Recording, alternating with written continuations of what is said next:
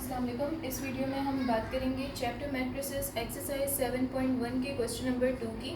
इसमें हमें बताने हैं कि ट्रू हैं या फॉल्स हैं ये स्टेटमेंट्स।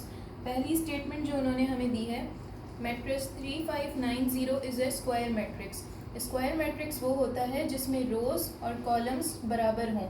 तो इसमें क्योंकि हमारे पास 2 रोज़ और 2 कॉलम्स हैं तो ये एक स्क्वायर मैट्रिक्स है, तो ये स्टेटमेंट ट्रू है। अगले पे आते हैं 7001 is a scalar matrix. Scalar matrix की पहचान ये है कि डायगनल्स में जो सेकंड डायगनल हो वो 0 हो और जो पहला डायगनल हो उसमें सेम एलिमेंट्स हों। जो लीडिंग डायगनल होता है उसमें सेम एलिमेंट्स हों, तो ये पहचान होती है स्केलर मैट्रिक्स की। अब क्योंकि यहाँ पर अनसिमिलर एलिमेंट्स मौजूद हैं, सिमिलर नहीं है, तो ये एक स्केलर मैट्रिक्स नहीं है। This is false. अगले पर आते हैं ऑर्डर ऑफ 2 + √5 6 + 3 इज़ 1/2। तो इस स्टेटमेंट में हमें पता है ऑर्डर में हम लिखते हैं पहले रोज़ और फिर नंबर ऑफ़ कॉलम्स। तो इस मैट्रिक्स में हमारे पास एक रो जबकि 2 कॉलम्स मौजूद हैं, तो इसका मतलब 1 हमें रिप्रेजेंट कर रहा है रोज़ और 2 रिप्रेजेंट कर रहा है कॉलम्स, तो ये स्टेटमेंट ट्रू है।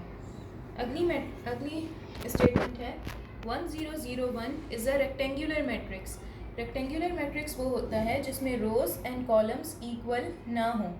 अब क्योंकि यहाँ पर हमारे पास 2 रोज़ और 2 कॉलम्स हैं, तो यहाँ रोज़ और कॉलम्स इक्वल नंबर में हैं, तो ये एक रेक्टेंगुलर मैट्रिक्स नहीं है।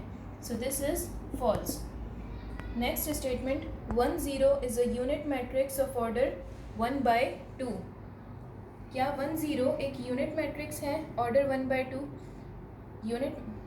यूनिट मैट्रिक्स हमारे पास लिखा जाता है इस तरह कि इसके लीडिंग डायगनल में दोनों तरफ 1 होता है और दूसरे डायगनल में 0।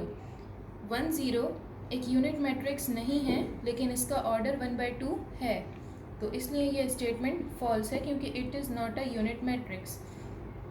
If order of a matrix is 2/1 then it has 1 row and 2 columns.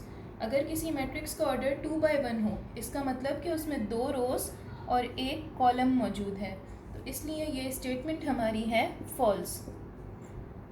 A null matrix is always a square matrix. जब हमने नल मैट्रिक्स पढ़ा था तो मैंने आपको बताया था कि नल मैट्रिक्स को हम O से डिनोट करते हैं, और या तो हम इसे ऐसे लिखते हैं एज ए स्क्वायर मैट्रिक्स।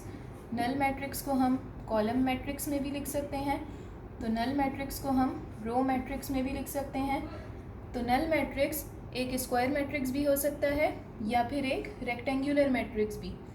यहाँ लिखा है null matrix is always a square matrix, तो ये स्टेटमेंट फॉल्स है क्योंकि कभी कभी नल मैट्रिक्स एक कॉलम मैट्रिक्स या रो मैट्रिक्स भी होता है। A diagonal matrix is always a square matrix. क्या डायगनल मैट्रिक्स हमेशा स्क्वायर मैट्रिक्स होता है? तो ये बात ट्रू है। A scalar matrix can be a rectangular matrix. Scalar matrix की मिसाल मैंने आपको यहाँ दी, जिसके सेकंड डायगनल में 0 0 होते हैं और फर्स्ट डायगनल यानी लीडिंग डायगनल में सिमिलर एलिमेंट्स मौजूद होते हैं। तो अब स्केलर मैट्रिक्स रेक्टेंगुलर मैट्रिक्स कभी भी नहीं हो सकता क्योंकि रेक्टेंगुलर मैट्रिक्स में रोज़ एंड कॉलम्स अनइक्वल होते हैं, जबकि स्केलर मैट्रिक्स में रोज़ एंड कॉलम्स इक्वल होते हैं। So this statement is false. In matrix 5 8 7 9 the elements 7 8 are in the leading diagonal। अगर हम इस मैट्रिक्स को देखें तो इसके लीडिंग डायगनल के एलिमेंट्स हैं 5 and 9। तो ये यहाँ ये हमें कह रहे हैं कि लीडिंग डायगनल के एलिमेंट्स 7 8 हैं, तो ये स्टेटमेंट है false. A square matrix is always a scalar matrix. क्या स्क्वायर मैट्रिक्स हमेशा स्केलर मैट्रिक्स होता है? फॉल्स, क्योंकि स्क्वायर मैट्रिक्स डायगनल भी हो सकता है, नल मैट्रिक्स भी हो सकता है, यूनिट मैट्रिक्स भी हो सकता है और स्केलर भी हो सकता है। स्केलर मैट्रिक्स हमेशा स्क्वायर मैट्रिक्स होता है, स्क्वायर मैट्रिक्स हमेशा स्केलर मैट्रिक्स नहीं होता, इसलिए ये स्टेटमेंट फॉल्स है।